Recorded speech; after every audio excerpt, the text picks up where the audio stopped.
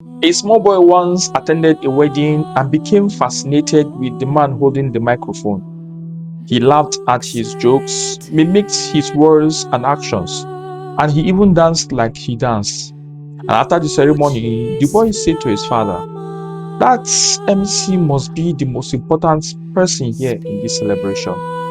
His humor, his jokes, and singing carried everyone. Everyone was listening to him." Unfortunately, sometimes in the church and among the Christendom, that is exactly what happens. We confuse the one holding the microphone with the one the message is all about. We swap the place for the bridegroom for the MC. This confusion is exactly what happened in the second reading, St. Paul's letter to the Corinthians, when he confronts them. Now, the church in Corinth was breaking into groups, into factions.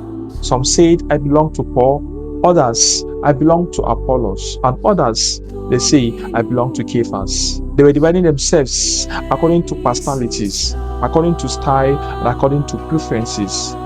The strategy was that they were all baptized into the same Christ, yet they were acting as if Christ would be split into places, into pieces, or into football clubs.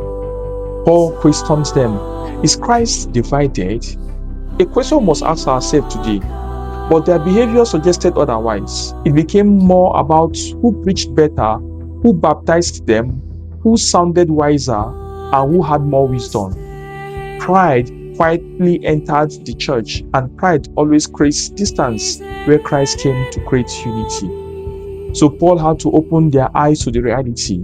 He said, "Christ did not send me to baptize, but to preach the gospel, not with eloquent wisdom, lest the cross of Christ be emptied of its power." In other words, the power of the gospel is not in the preacher's skill or intelligence or wisdom. It's not in the listener's intelligence or the popularity of a leader. The power is Christ and his cross. So once attention shifts from Christ to personality or to individual, the cross loses its place at the center, and division begins to creep in. Now, when we flip around and turn to the gospel reading of today, Matthew chapter 4 from verse 12 to 23, we see a beautiful contrast. Jesus began his public ministry and called his first disciples. And who does he choose? Not the scholars of Jerusalem, not the famous teachers of the law, not the eloquent speakers of the day or those in the synagogues, not even sages.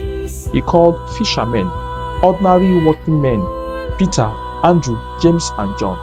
These were not men with impressive resumes or eloquence. They were not known for great speeches. They smelled of fish and seawater.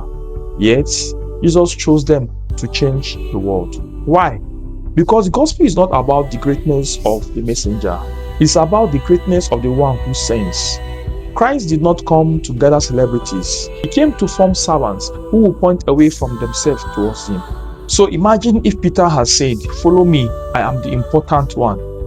Imagine if John had built a movement around his personality. Imagine if James had said, "I am thunder, I am God of thunder, follow me instead." Now, the mission would have collapsed. Instead, their entire life became a signpost towards Jesus. This is a lesson current for us. It's also the lesson we constantly need. The gospel of Christ is not about the preacher. It's not about the listener. And it's not about you. It is about Christ. The preacher is only a voice. The listener is only a receiver. So the center of attraction must always remain Jesus Christ. Even today, we can fall into the same trap. We can become overly attached to certain minister or priest or pastor or movement, choir, group, pious organizations in the church. We may say it quietly, even in our minds, but our attitudes show it. You may say, "I prefer this one. I only listen to that one." Slowly, Christ is pushed to the background and human faces move to the front. We cannot have God as Father if we refuse to live as brothers and sisters. But look again at the shoreline in today's gospel reading when Jesus called the apostles. Jesus did not choose the most impressive. He chooses the available. He said, "Follow me."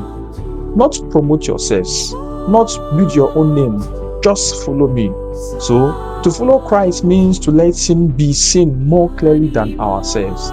It means we do not carry ourselves as if we are the source of grace. We are only instruments of grace.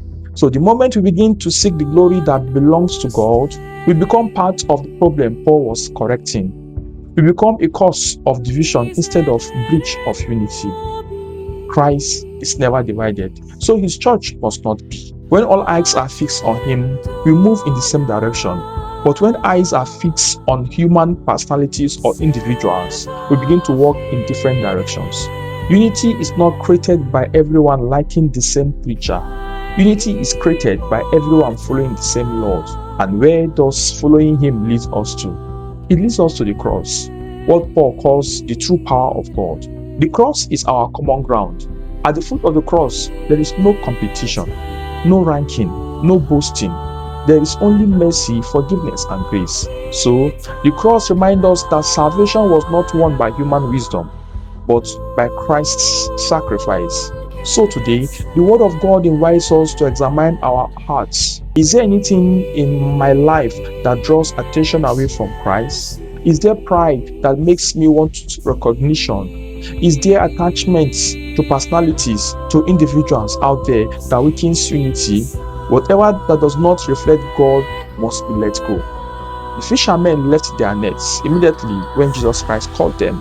Maybe today we are not leaving nets, but we may need to leave behind pride, rivalry, and the desire to be noticed. We must leave behind anything that makes us more visible than Christ is. So when Christ remains the center, when Christ becomes the source of attraction, the church remains one. When the cross remains the focus, grace continues to flow.